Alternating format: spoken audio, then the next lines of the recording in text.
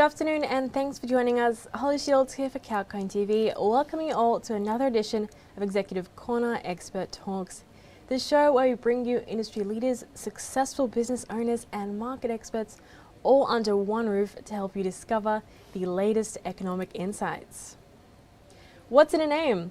Well, on today's show we might just find out, as we're joined by Genevieve Dennis, founder of Easy Name Change, an organization operating in Australia, Canada, the USA and the UK, which has helped over 1 million people transition to their new name. Welcome to the show, Genevieve. It's a pleasure to have you with us. Thank you. It's nice to be here. Great to have you on.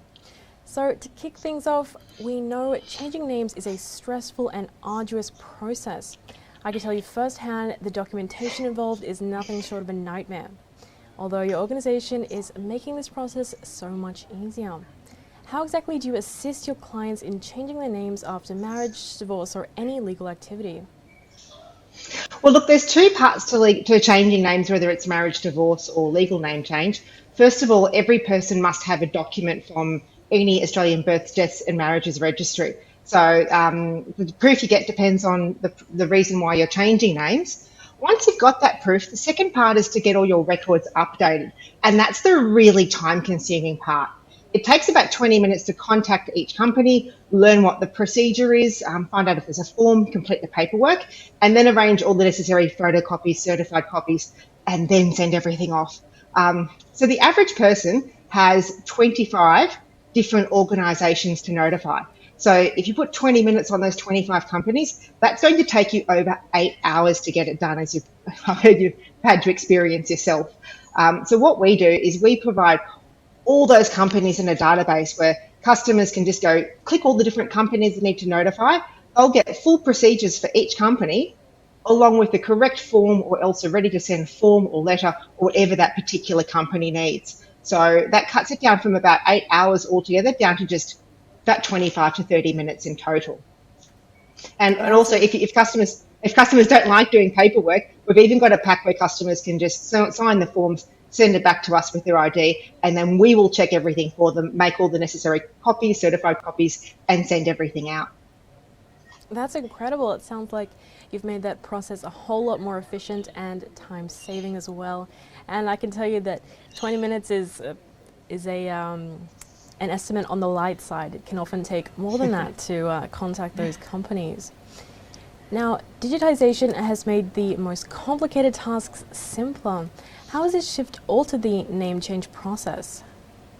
Well, look, as I said, there was two parts to changing names. So there's the part the births, deaths, marriages done, and they've also been spending a lot of efforts digitising their process. So they've been able to, most states have had online ordering for marriage certificates and birth certificates for many years now.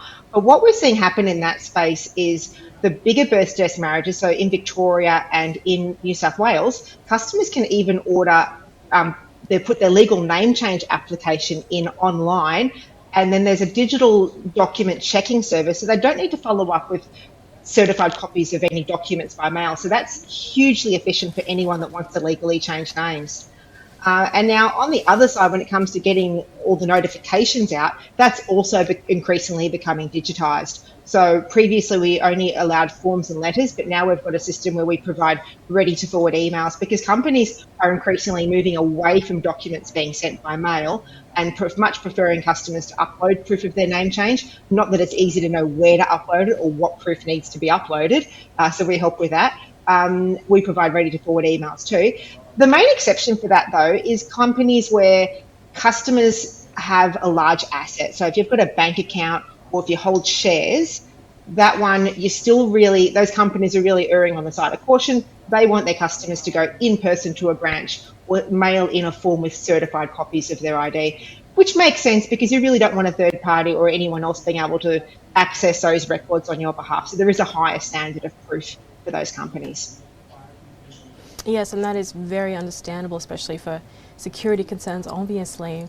But as you mentioned, the overall trend of digitization, things are not being sent via mail anymore. That's pretty clear. Paper documentation is sort of taking a back seat now. And even on the other end with COVID, you're not getting people in call centres sitting around opening envelopes like you used to as well. So anything sent by mail is increasingly becoming much slower than it was even 3 or 4 years ago to get processed. Absolutely. It's definitely a snail mail right there. Now, you regularly conduct the Australian Name Change Survey, which uncovers who's changing their name and why. So what trends have you observed over the past couple of years that you could share with us? Well, there's been quite a lot of change. We've done the survey most recently in 2019, and what we are noticing, couple of stark contrasts. One is that ladies are actually changing their names more than ever before, and most of them are actually dropping their maiden name altogether and just taking their spouse's name. And then on the flip side of that, men have always made a very small portion of people who are changing names for marriage. It's only about 1 to 2%. But in the past 5 years, we've seen that double to about 3%. So it's small, but there's twice as many men out there that are taking their spouses' names.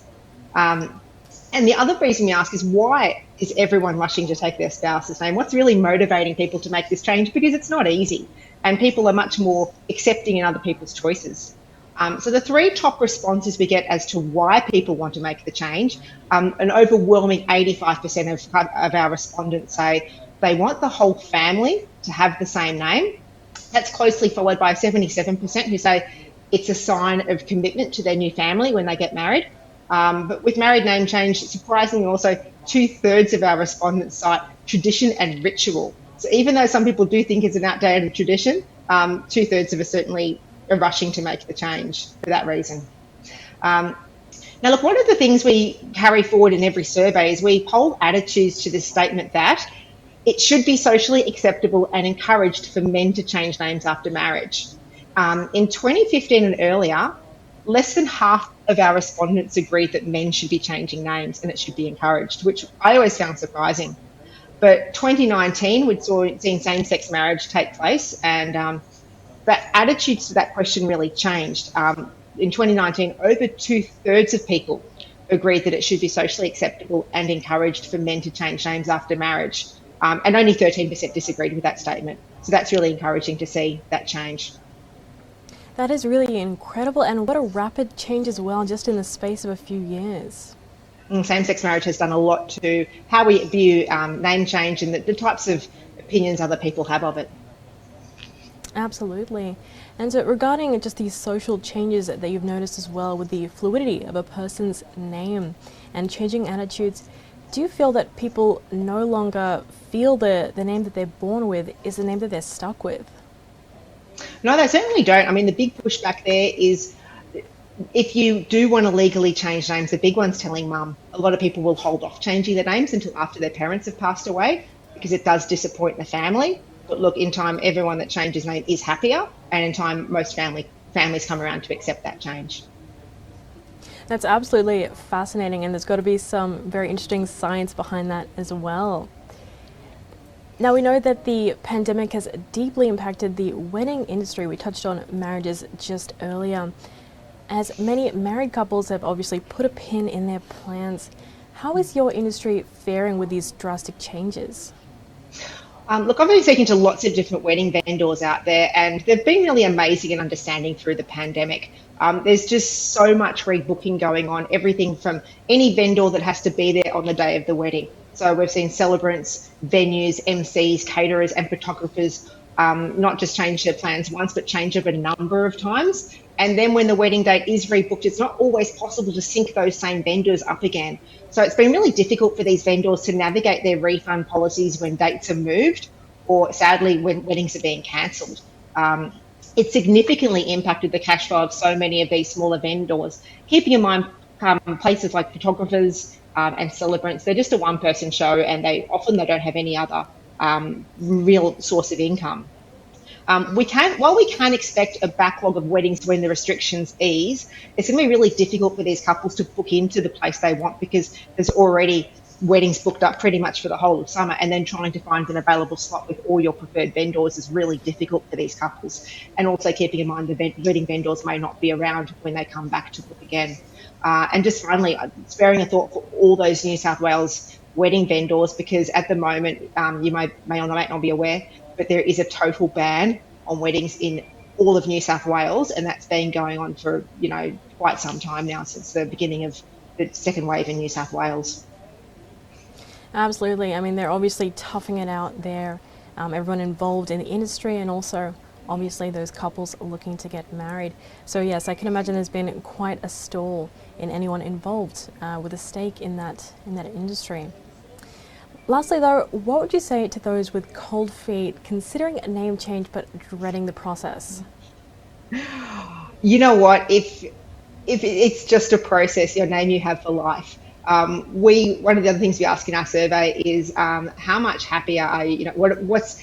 How do you feel after changing your name legally? And overwhelmingly, people are happier about having made the change. So look, if you don't want to spend 8 hours toughing it up, doing your own research and paperwork, it's only $35 for a name change kit, and it's going to save you so much time and just give you a great place on where do I start if you find the process overwhelming. But then hopefully a name change is a once in a lifetime process. So once you've done it, you've got it forever. So happy days. Absolutely, absolutely. Very good points that you made just then, and it's really good to hear that the process itself is being normalized. On that note, it's just about time to wrap up though, so I've got to say thanks so much for joining us today. It's been so great to hear insights. Thank you for having me. Pleasure to have you on. And thanks for your time as well, viewers. Stay tuned with us for more live updates. As we say here, stay apprised and invest wise with 𝐊𝐴𝐚.